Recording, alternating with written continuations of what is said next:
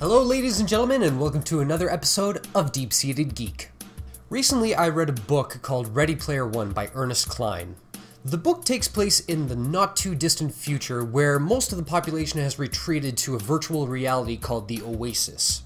Imagine if World of Warcraft had engulfed the internet and you could access it for free via virtual goggles and haptic gloves. Now within this world, there's the protagonist, who is just a teenage kid who, like many other people in the game world, are on a quest to find all these hidden treasures throughout the game world, and if they get them all, it grants them pretty much ownership to the entire game. This book is a love letter written to all of us who grew up geek. 80s pop culture, cartoons, video games, sci-fi, everything gets a little tip of the hat throughout the pages. And many of the ideas that are presented throughout the book, they stick with you long after you've finished reading. Which leads me to the topic for the day. Now within the book, the education system as we know it today has changed drastically. Because everyone has become so obsessed with this Oasis video game world, they've kind of incorporated it into their education system.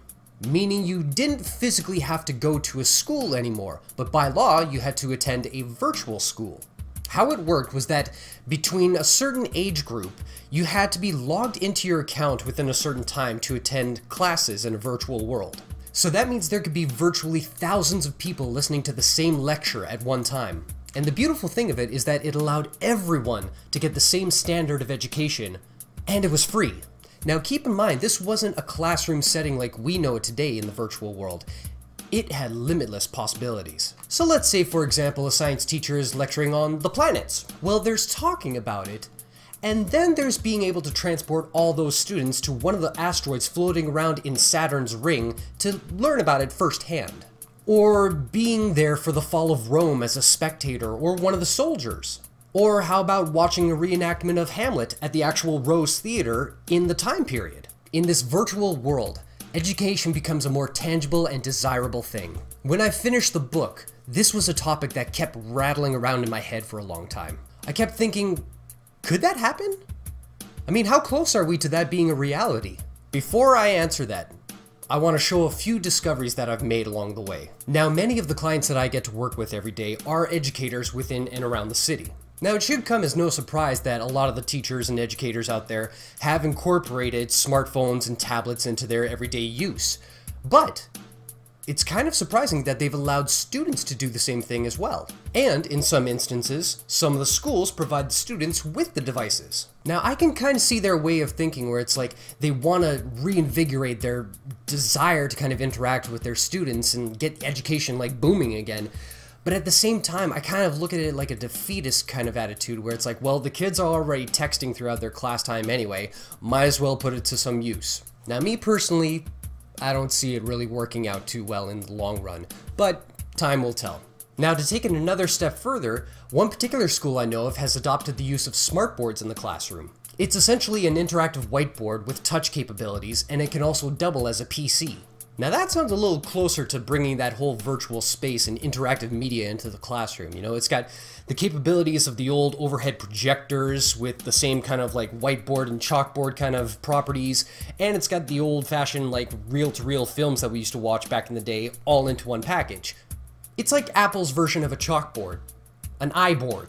Now, as improbable as it sounds that a school would allow a video game to kind of take over the classroom, this last bit of information that I found out is kind of my favorite too.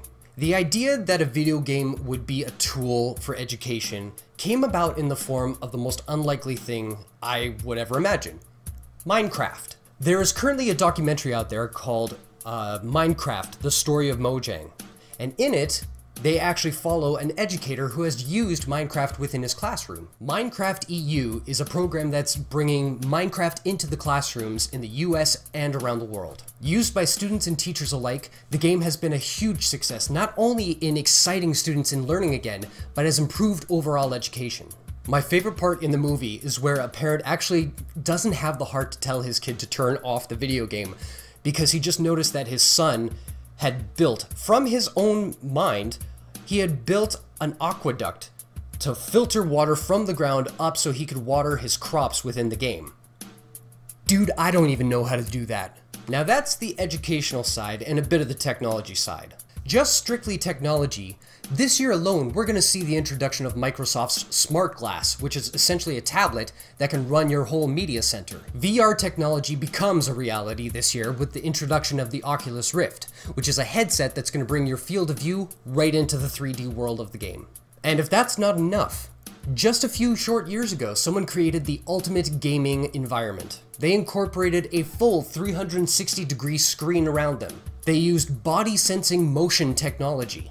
They had a multi-directional treadmill and paintballs firing off to simulate impact. All this to create the most realistic first-person shooter ever. The technology is there. The schools are already in the game. My personal opinion? I think the future is closer than we all think it is.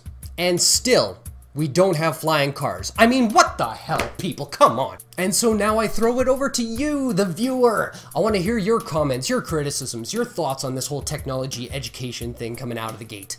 What do you want to hear about? What do you want to know about? What are you curious about? Let me know in the comments section. And with that, we're going to close it out for DeepSeededGeek today. Thanks for watching, and if you like this, share it with your friends, like this video so I know you want more of this kind of content, subscribe, where's the button? Up there! So you can hit subscribe and you'll be updated every Monday and Friday when I put out new videos, and we'll see you next time on DeepSeededGeek. Take care.